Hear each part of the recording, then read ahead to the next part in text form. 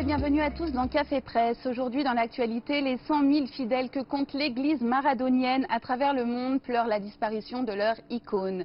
La communauté catholique de France refuse la main tendue par Emmanuel Macron. Et enfin, la réouverture des librairies ce week-end est une bonne occasion en prime d'aider son prochain.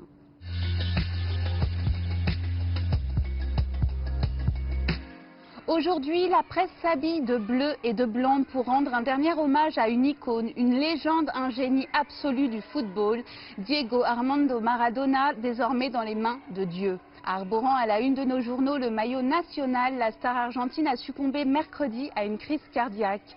Diego Maradona était âgé de 60 ans.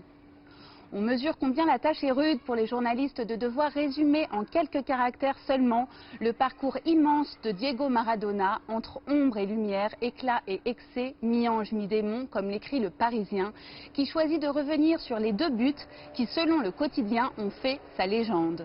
Ce doublé mémorable en 1986, dont cette fameuse main de Dieu devenue cultissime dans l'histoire du foot. Cette expression serait sortie de la bouche du numéro 10, j'ai marqué un peu avec la tête et un peu avec la main de Dieu, aurait-il confié après la rencontre. Quoi qu'il en soit, 4 minutes après cette intervention divine, il va marquer le but qui sera élu but du siècle en 2002. Une course de 50 mètres, 6 Anglais dribblés et un ballon qui ne quitte plus son pied gauche pour le 2-0 qui envoie l'Argentine en demi-finale. 7 jours après, le pays était champion du monde et Maradona entrait à jamais dans la légende. Alors que l'Argentine, en état de choc, a décrété 3 jours de deuil national, les hommages du monde entier se multiplient, toutes générations confondues. Pelé, son rival brésilien, a déclaré avoir perdu un grand ami et le monde une légende. Son compatriote argentin Lionel Messi s'est exprimé à travers ce tweet. C'est un jour très triste pour tous les Argentins et pour le football. Il nous laisse mais il ne s'en va pas parce que Diego est éternel. Et bien sûr, Michel Platini, son adversaire des années 80, se souvient dans les colonnes de l'équipe. Les deux joueurs se sont affrontés de nombreux dimanches en Italie alors qu'ils défendaient les couleurs de Naples et de la Juve. Il est le produit d'un pays, l'Argentine, et d'une ville, Naples, à qui il a donné de la fierté et qui lui ont tout permis en retour. Il est aussi l'enfant d'une passion, d'une culture. Il était l'enfant d'un pays où le football est roi et donc un enfant roi. Un enfant roi à qui on a tout passé, même ses excès, nombreux, qui lui ont certainement coûté la vie. Une vie de tous les diables, vécue passionnément sur les terrains et en dehors. Aimer Maradona, c'était accepter toute sa gloire et accepter qu'elle ne soit pas divisible. Avec Diego, il fallait tout prendre, les jours et la nuit, le génie et le mal, l'innocence et l'attrait pour les ténèbres. Ainsi conclut l'équipe, Diego était une foi.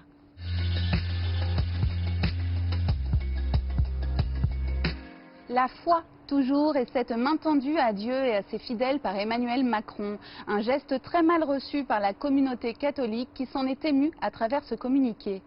La conférence des évêques de France est à la fois déçue et surprise par l'annonce faite ce soir par le président de la République. Elle demande que soit révisée cette mesure irréaliste et inapplicable de 30 personnes qui est tout à fait irrespectueuse de la réalité de la pratique religieuse des catholiques. En cause, vous l'aurez compris, la limitation de la jauge des lieux de culte limitée à 30 personnes. Suite à cette indignation, cette sainte colère qui a électrisé les évêques selon le Figaro, Emmanuel Macron a téléphoné lui-même mardi soir à Monseigneur de Moulin-Beaufort pour lui assurer que le tir serait rectifié. On apprend dans le Figaro que le président était pourtant de bonne foi, voulant, je cite, faire un geste pour les cultes dont il parlait effectivement pour la première fois en 10 discours depuis le début de l'épidémie.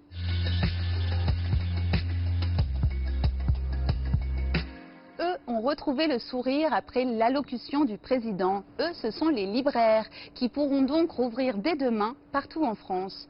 En cette fin d'année, à l'approche des fêtes de Noël, le Parisien a sélectionné des livres à offrir ou à vous offrir et dont les bénéfices seront reversés à des associations. Parmi eux, Lettre à ce prof qui a changé ma vie, un recueil de témoignages de 40 personnalités de Plantu à Christiane Taubira, en passant par Abdel Malik, qui se souviennent de l'enseignant qui a marqué leur parcours. En hommage hommage à Samuel Paty, ce livre veut soutenir ceux qui enseignent pour la liberté. Les bénéfices des ventes seront reversés à Bibliothèques sans frontières.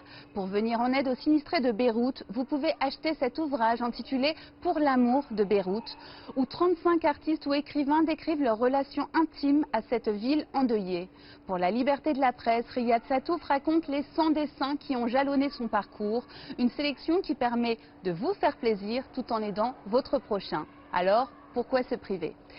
Bonne journée à tous et à demain pour notre rendez-vous du week-end.